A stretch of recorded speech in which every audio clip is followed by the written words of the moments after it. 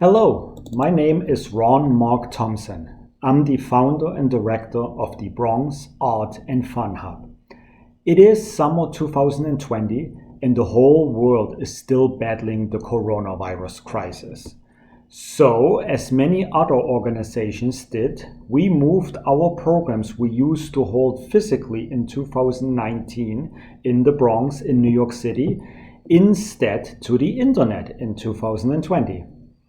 And now we're starting our first podcast as well. This is the first episode. Please be patient with us. We need to get used to producing this and gaining experience in front of the microphone and camera. Trust me, it will only get better from here. I'm recording this on July 31st. This was meant as a preview episode, but after talking with Heather via Zoom, coming up in just a minute, I decided to make this our first episode. It will be posted on Facebook, on YouTube on August 1st and 2nd, and in the next days I'll also make it available via audio podcast. And starting this coming week, the first full week of August 2020, we will release a new episode every week on Tuesdays. So, here is a short conversation I recorded with poet and teacher Heather Archibald a few days ago. We were talking about what we're doing in the summer to keep us active and what we do to write. If you stay tuned, afterwards I'll inform you of the upcoming classes and programs. But first, here is the interview. Hey everyone. Ron Mark Thomson here again, and with me is Heather Archibald. Heather, how are you? I am well. I am in St. Kitts. I am happy. Great. Heather, introduce yourself. Tell everyone what you do, and who you are. Sorry. Okay, so I have been living in New York for many years now, 30 something. 38 or something, nearly 40 years. I came some many years ago as a student and kind of got credit cards, so decided to stay to pay them off, and then that didn't happen for a long time. Anyway, one of the things that I've done mostly is teach. I teach English.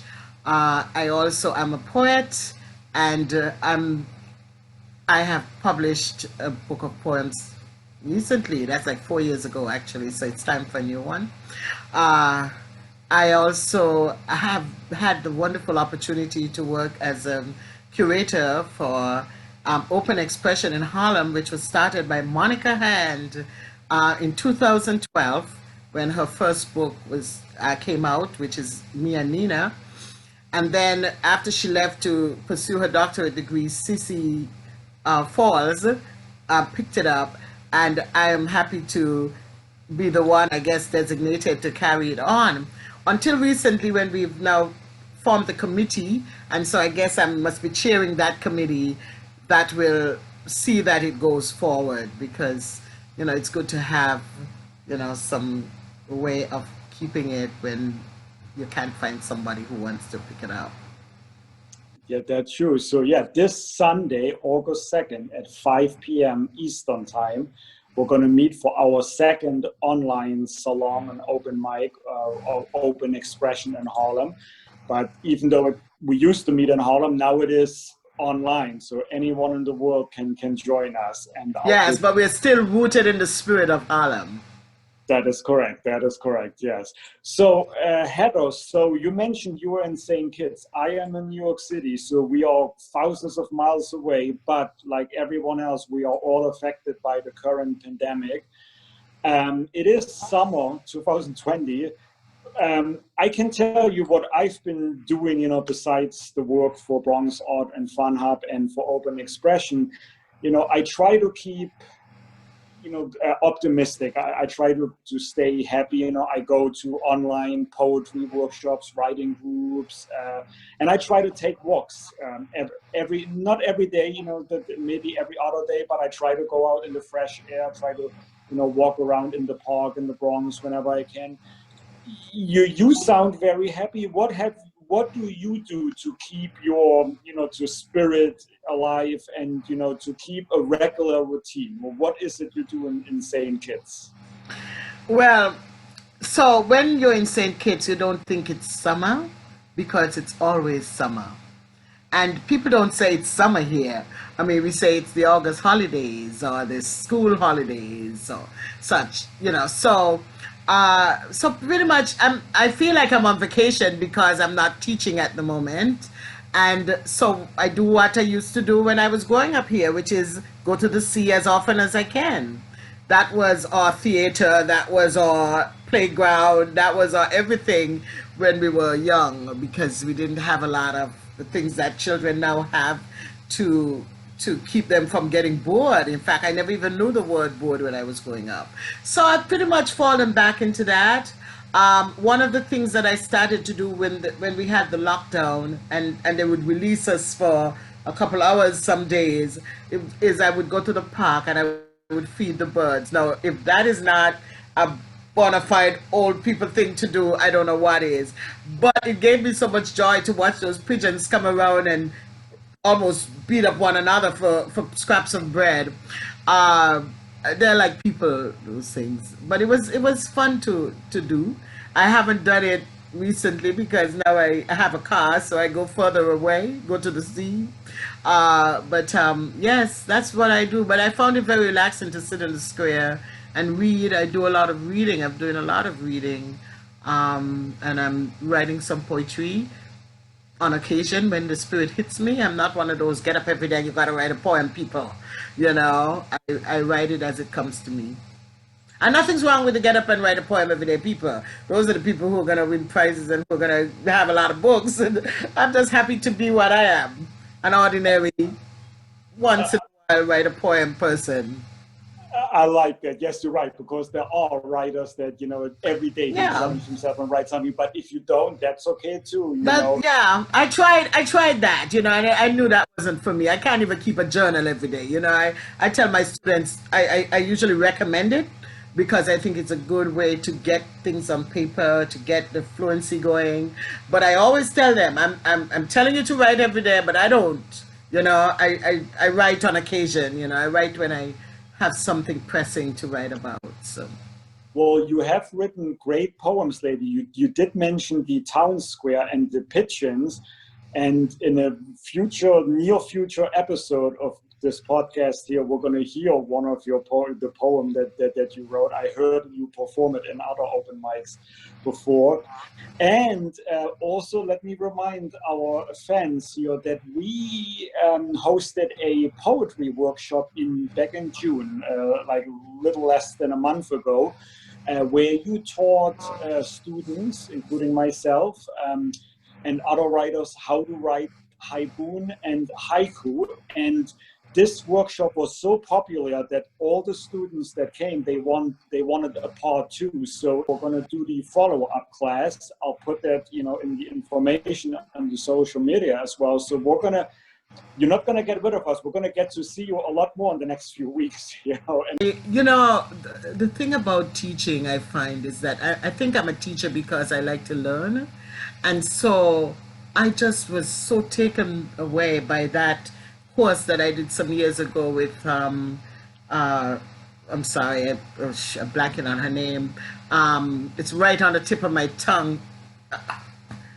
Han is her last name. Oh my goodness. Anyway, I was just so happy to learn of this new form because it seems to speak to the work that I do. I like poetry. I like those little haiku things that I'm still trying to learn to master. That is going to take a while, it seems. How do you find this aha moment in the haiku? So, but I want to tell these stories. I want to write prose as well. So that is a nice blending of prose and poetry. The haibun is so it's just a pleasure to teach it, and I've taught it several times. So I think I'm getting better at it.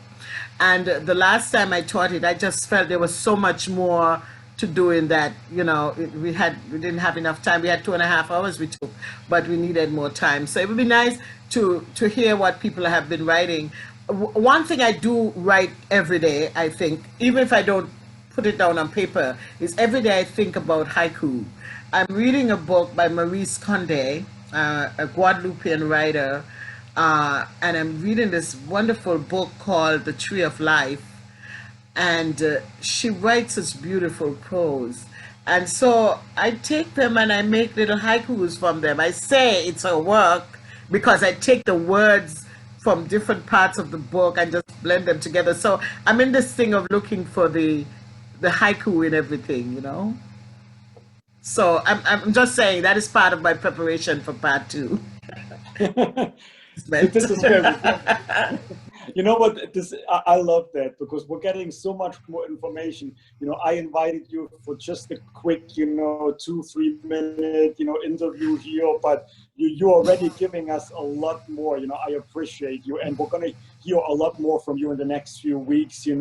First, we're going to do the Open Expression in Harlem Salon this weekend, and then the following week, the online poetry workshop. I'll put all the information on social media, and I'll mention it at the end of this episode. But Heather, it sounds great. I mean, I'm looking forward to, and I know many of the students have, told me that they are looking forward, to learn more with you again. So I don't want to take up more of your time or our listeners' time, because everyone is busy. But, again, this is not the end. We're going to hear more from you.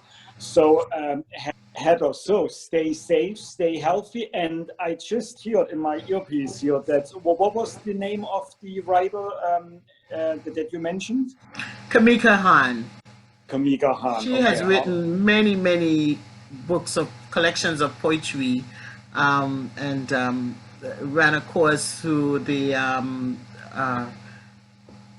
Harvard Canam some years ago that I just benefited so much. And she did a number of Japanese poems, and the Haiban was one of them.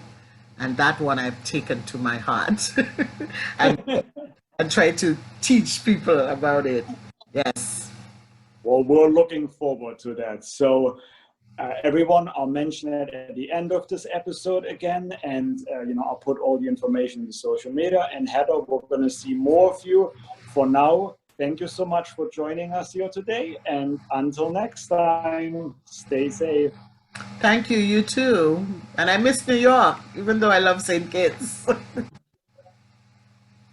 We miss you. Hope we can see each other in person soon. We will.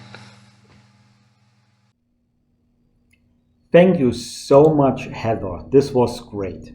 So, if you're watching this episode here on Saturday, August 1st or Sunday morning, August 2nd, this shall be a reminder that in the late afternoon on Sunday, August 2nd, 2020, at 5 p.m. Eastern Time, Heather will be one of the 3 featured readers at the Open Expression in Harlem online salon and open mic.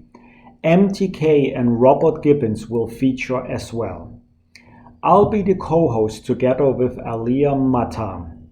It is a free event. We still have tickets available. If you would like to watch and or you'd like to perform in the open mic, head to https://bit.ly,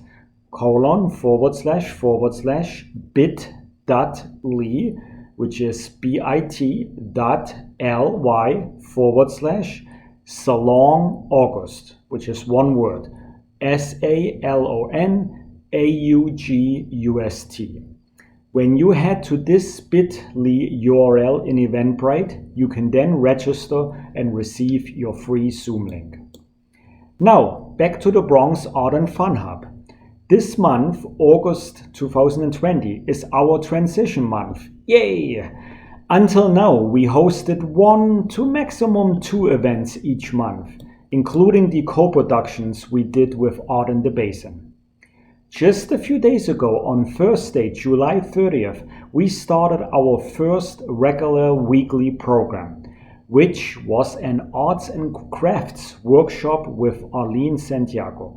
Everyone enjoyed what we learned and created in this free online class.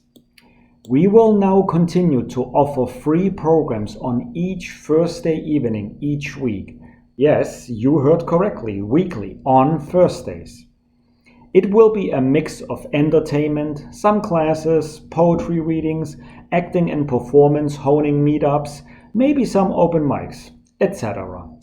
If you're watching our first episode here via video, I'm currently showing the tentative program schedule on the screen.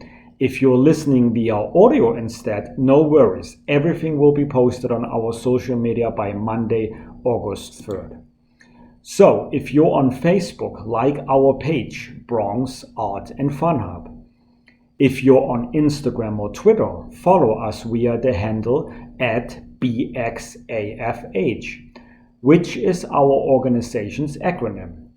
BX, short for Bronx, A as in art, F as in fun, and H as in hub, HUB. Hub as in bringing together artists, writers, performers of all levels, beginners, intermediates, and professionals. Okay, one more thing before this episode ends. In addition to the weekly Thursday programs, as I think I mentioned, we will release a new podcast episode starting with episode 2 on each Tuesday each week. So, this coming Tuesday, August 4th, 2020, we will present open mic performers via pre-recorded videos we have received and were asked to showcase. Karen Schlesinger, James Dean Rivera, and Heather Archibald will be amongst the poets and storytellers and singers you will see and hear this week. So don't forget, follow us on social media or subscribe to our podcast feed and stay in touch with us. This has been the first episode of the yet to be named new podcast of the Bronx Art and Fun Hub. I'm Ron Mark Thomson, and I hope to see you all again next week. Until then, happy writing, happy reading, happy learning. Stay safe and healthy.